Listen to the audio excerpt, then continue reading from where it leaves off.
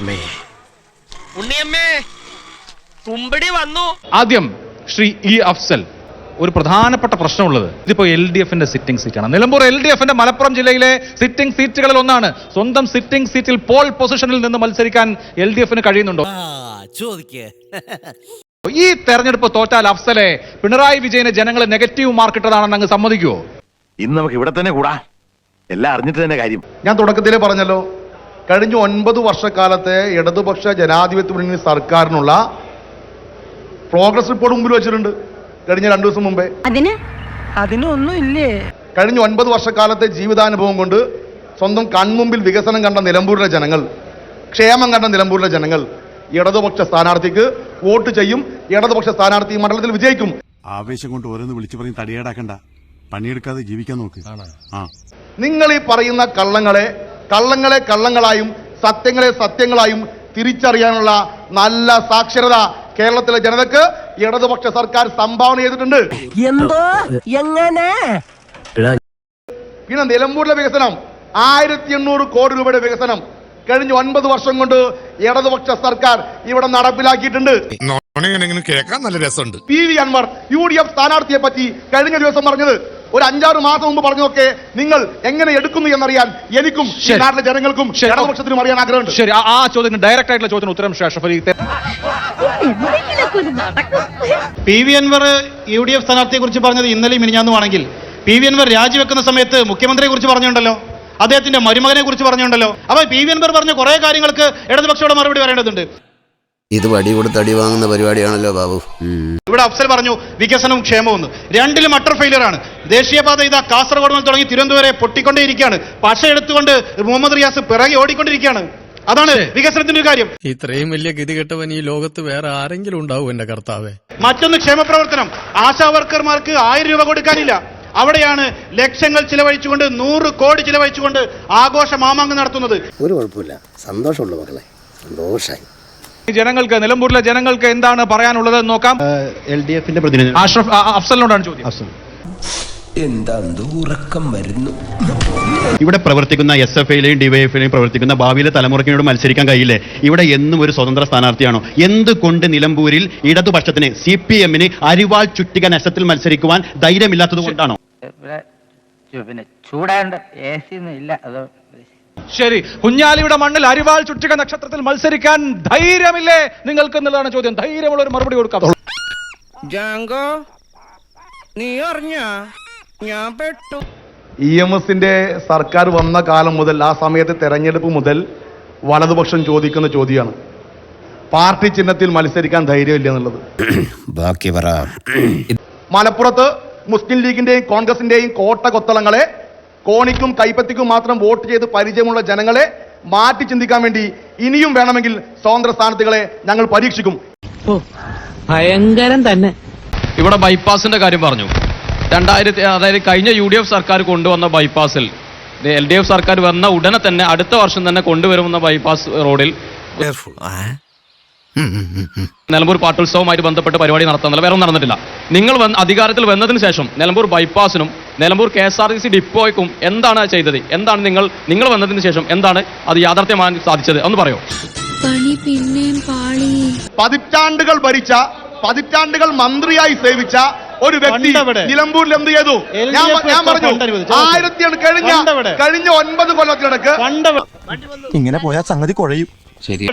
അല്ല, ഇവിടെ മാതൃഭൂമി ചർച്ച വെച്ചത് UDFന്റെ എന്തോ ഒരു പരിപാടി കഴിഞ്ഞ വേദിയിലാണ് ചർച്ച വെച്ചത്. അതുകൊണ്ട് നല്ലോണം UDFകാരുണ്ട്, നല്ലോണം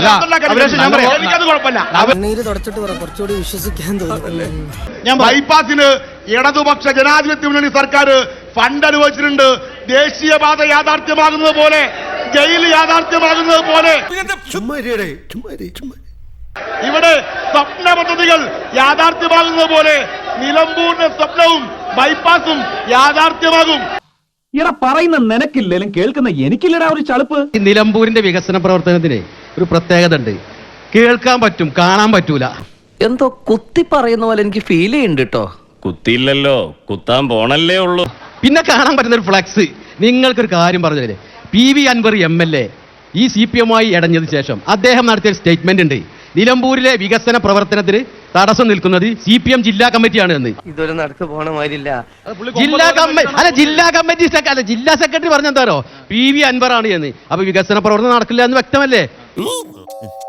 ഇവിടെ ഞാൻ വന്നപ്പോ UDF ഒരുപാട് പേരുണ്ട്. സ്വമേധയാ അല്ല ഞാൻ ആളുകൾ വരാത്തായിരിക്കും നിങ്ങളെ അനുകൂലിക്കുന്നത്. നമുക്ക് എന്തെങ്കിലും ചെയ്യാൻ പറ്റുമോ? ഇവിടെ വികസനം ഫ്ലെക്സിൽ മാത്രമുള്ളൂ പറഞ്ഞു. മറുപടി ചില കാര്യങ്ങൾ വഹിക്കാം. എടക്കര മരുത റോഡ് 12 കോടി ആരാ നവീകരിച്ചത്? പാലാട് മാമാങ്കർ റോഡ് 7 കോടി ആര് ചെയ്തു? എന്നിട്ട് ആര് ചെയ്തു? ചുങ്കത്തറ സുൽത്താൻപടി റോഡ് 5 കോടി ആര് ചെയ്തു? ഇങ്ങനെ 23 റോഡുകളായി 290 കോടി 75 ലക്ഷം ഇവിടെ ഇടതുപക്ഷം നടത്തിയ വികസന. സ്വന്തം ഇഷ്ടത്തിന് തട്ടിവിടുന്നതാണ്. നാക്കെടുത്താന്നേ പറയൂ. ശ്രീ TP അഷ്റഫ് അലി പഴയ MSF നേതാവാണല്ലോ. ശ്രീ TP അഷ്റഫ് അലി ഈ നിലമ്പൂരിൽ MSFന്റെ പ്രവർത്തനമായി പോകുമ്പോ ഇവിടുത്തെ പൊതുവിദ്യാഭ്യാസ മേഖലയുടെ സ്ഥിതി എന്തായിരുന്നു? എന്തൊക്കെയാ പറയുന്നേ? സാധാരണക്കാരുടെ മക്കൾ പഠിക്കുന്ന പൊതുവിദ്യാഭ്യാസ മേഖല അന്താരാഷ്ട്ര നിലവാരത്തിലെത്തിച്ചത് ഇടതുപക്ഷ ജനാധിപത്യ മുന്നണി സർക്കാരാണ്. ആണോ? ഭയങ്കര. അല്ല, ഇനി ഇടതുപക്ഷത്തിന്റെ കേരളത്തിന്റെ സുവർണകാലമാണ്. ചാടി എഴുന്നേറ്റ് പഞ്ചായത്ത് ഗ്രൗണ്ട് വഴി 2 റൗണ്ട് ഓടി ഒന്ന് പോടോ. LDFന്റെ പ്രതിനിധി ചോദിക്കുന്നുണ്ട്, എന്തുകൊണ്ടാണ് അവരോട് ചോദിക്കുന്നതെന്ന്.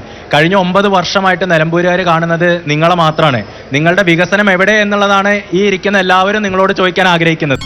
എവിടെ ഇതൊരു നടക്ക് പോണ ലക്ഷണില്ല. ഇന്ന് ജനങ്ങൾ പൊറുതിമുട്ടുകയാണ്.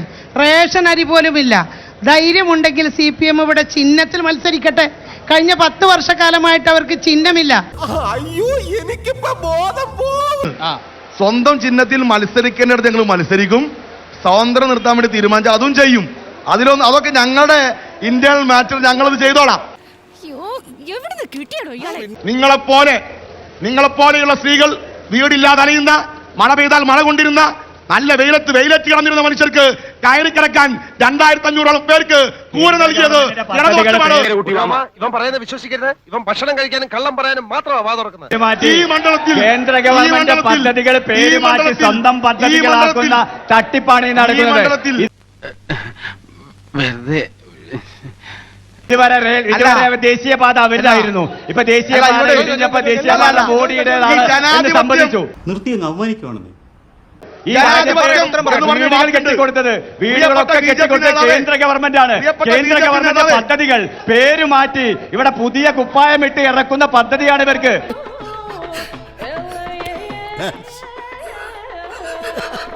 ഇപ്പൊ ഈ ആള് പറഞ്ഞു PSC ലിസ്റ്റിലുണ്ടോ, സത്യമാണോ ചോദിച്ചു.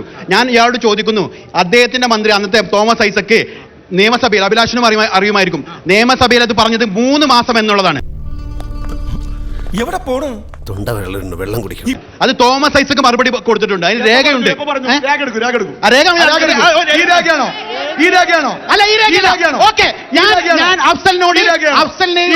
കവി തല്ലു വാങ്ങിയിട്ടേ പോകുന്നാ തോന്നുന്നത്. സാഹചര്യത്തിക്കൊണ്ട് ആ രേഖ അഫ്സലിന് കൈമാറും. അങ്ങനെയാണെങ്കിൽ അഫ്സൽ ആ പറഞ്ഞതിന് മാപ്പ് പറയുമോ? അല്ലെങ്കിൽ ഞാൻ അഫ്സലിനോട് മാപ്പ് പറയാനാണ്. ആ രേഖ കൊടുത്താൽ